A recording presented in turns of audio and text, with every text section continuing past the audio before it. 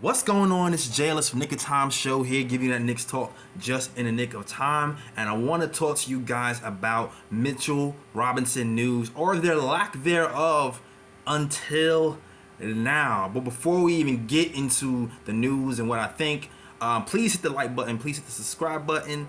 We do post games after every game, so if you want to watch those games, and hit that notification bell so you know when we're talking Knicks with you guys. All right, now Mitchell Robinson has recently popped to the news and reported by ESPN that his agent, Thad Foucher, had multiple conversations over the course of the current league season about an extension for Robinson. Now, New York can offer Robinson an extension of 4 years for around $48 million prior to June 30th. Now, this is funny timing because, Knicks, we haven't really heard any rules on Robinson lately. And it's now come up after the trade deadline that there's been talks. And to me, it's a funny sign. It's kind of a sign that's... Because you know how close to the chest this front office is. So if that news is being leaked, I kind of almost feel like it's almost pre-damage control, right? To me, that's what I feel like. I feel like, you know what, let's get ahead of it right now. Just in case something happens when Mitch Robinson leaves, we want to put out there that we have been talking to Mitch Robinson for the duration of the season. So if anything goes wrong, they already know, hey, we tried. That's the sense that I'm getting, right? Now, here's another part of the news. So the Knicks can offer him 4 years, $48 million. Right? The Knicks can offer him 4 years, $48 million. And they can do so until June 30th. And after June 30th, they can actually offer him more. Now, the rumor has been that, and this is reported from Ian Begley, that the Knicks haven't come close to that number of 4 years, $48 million. So, which begs the question, what do you feel Mitch is worth? Me personally, I always felt comfortable with a number around 8 to 10 million a year. That's what I felt from his production, what he projects to be if moving forward. I felt like that number was fair. 4 years, $48 million is a little bit over that number. It's around $12 million a year, which is it's still fine with me. That's still fine with me. Now, that $12 million a year is exactly the same number that Robert Williams got. Shout out to my guy Raw, who kind of feels like Robert Williams and Mitch are in the same tier, and I don't think he's far off. I think they're kind of in the same tier. I feel like Robert Williams is having a little bit of a better year, but Mitch's impact is still pretty sizable for this team. You can see the difference when Mitch is on or off the floor. And here's what I think is happening. And to me, here's the pros and cons of Mitch, right? The pros are this. Mitch, he's number 4 right now, currently, as his news is coming out, in offensive rebounds, 7th in blocks, and he's leading the league in 76% in field goal percentage. He's cutting down his fouls significantly over the last 4 years. He's gotten better in a bunch of facets of his game on a defensive end, to the point where you can really tell the difference when Mitch is in the game and when Mitch is out of the game. So his value to this team is pretty astronomical. The cons for Mitch right now are he's limited offensively.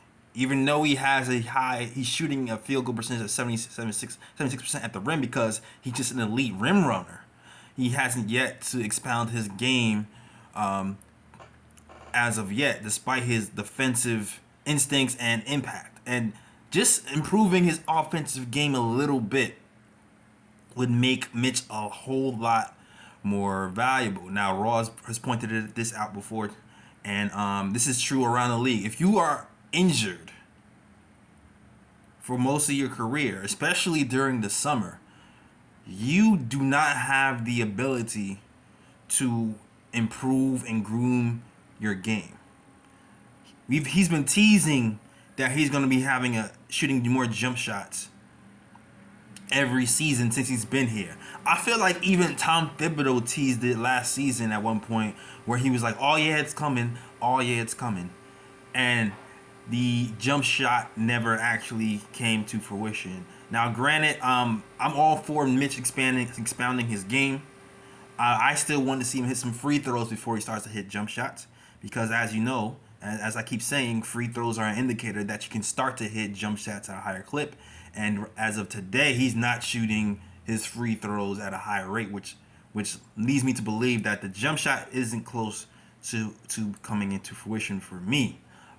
With that being said, I do feel like there's other parts of his game that he can expound on as of today. And just to give you a number, he's shooting 51% from the free throw line right now.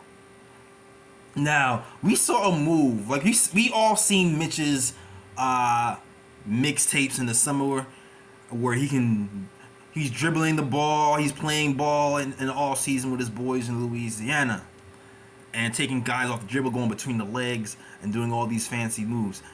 Do I feel like he's doing that on the court right now as of today? No. Do I feel like the Knicks might be overlooking a part of his game that can be fruitful for us? Yes, and we saw a glimpse of that. We saw a glimpse of him putting the ball on the deck, putting it between the legs and going to the hoop.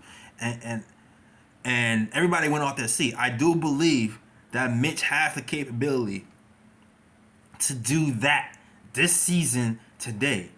I also believe that, like Rav has said, and I've said this as well, but in general, the off season is when you can improve your game, and he can improve his jump shooting, especially if he's working with trainers in the off season, so he can expand his offensive game. So I don't think I'm not sure what his ceiling is offensively per se, but I do feel like there's a little bit more inside of Mitch than what's being shown right now. Great, like you gotta remember, this guy is still young. Like he's still 23. Even Robert Williams, the guy who's getting his contract right now, he's I think 26 or 27 years old. So, for a guy who's like he's too limited offensively, yes he is. Actually, I feel like a stretch five might, be better overall for this team. But I still feel like Mitch has huge value, and I personally would try to sign him. But if we can't sign him, I would a signing Shea would have to do, even though I am Team Mitch. But once again though, what I'm reading is that the Knicks haven't even offered him anywhere near the 4 years, $48 million, and I can kind of see the domino effect within Knicks Nation of why they haven't. Like, one, it could be the injury history, right? Because he hasn't been healthy, and we all kind of hold his breath every time he hits the floor. Two, it could be other moves that the Knicks have made last season that they might be regretting. Nerlens Noel has been a problem this season. We're paying Nerlens Noel around $9 million a year. Right now, he just seems like dead space, and I get why the Knicks did it. Nerlens Noel pretty much saved our season last season when Mitch Robinson was down for the year, and now this year he has plantar fasciitis, which is a nagging injury that doesn't really go away. Sadly, it can go away, but it's very hard. He has to really not play for a long periods of time. So I feel like Nerlens Noel indirectly might be blocking Mitchell Robinson's bag. And the problem with Noel is we gave him a contract, but we won't be able to move him probably until the trade deadline of next season, because there is a team option for not for the following season, not the next season after this one, but the season after that. There is a team option, so he's essentially aspiring contract after next season. So I think that's a huge reason. That's a huge deal. And also, I feel like this new interest in playing Sims, all of a sudden, is because of this contract situation. I don't think it's any accident that Sims is starting to play more, and thus this leaked news came out around the same time. I think the front office is forcing Tibbs to do that. And to be honest with you, I don't want to go on a Tibbs rant now because it's not about Tibbs. But Tibbs should have been experimenting with some of these lineups earlier, and we might be looking at the same situation with Cam next season. To be honest, so we're gonna see what's gonna happen with that. Now I know there's been some talk about Mitch Robinson, he wants to leave. I don't think he really wants to leave. I think people are looking a little bit too much into these Instagram stories because he's talking about how he's people are like, if you haven't known, Mitch has been active on Instagram. He's active in general, and it's pointing out that he likes ball movement, and he's also applauding that there are other centers in the league, and most recently Plumlee, have the freedom to put the ball on the floor and make moves, and he wants to do that. He wants to touch the ball more, and he has every right to feel that way. But I don't think that's indicative of whether he wants to leave or stay in New York per se. I think he wants to be here, and as evidence of that, right before the trade deadline, he actually posted in his stories that he likes New York. He's talking about I don't know the exact quote. Let me see if I can even find the exact quote. But his exact quote is, here it is: MSG really the best place to play at.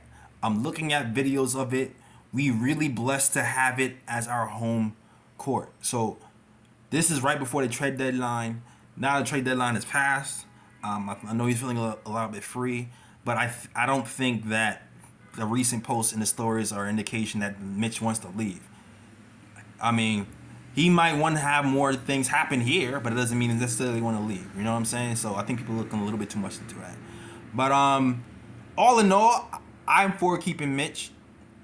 And if you can't keep Mitch, it would pay me to do it, but I would do a sign and trade. And shout out to Raw. I was talking about Mo Bamba for a whole season. Raw put out a video talking about a sign and trade, maybe a 3-team trade for Mitch, Mo Bamba, and something with Detroit. Maybe that can be made possible if Mitch absolutely has to leave. We all know Detroit was looking at him in the offseason, so that could be a possibility. But yeah, that's it, man. Thank you guys for watching. If you already know what it is. If you want to watch more Knick of Time, we do live post games after every game, so definitely check that out. And yeah, that's it. Peace.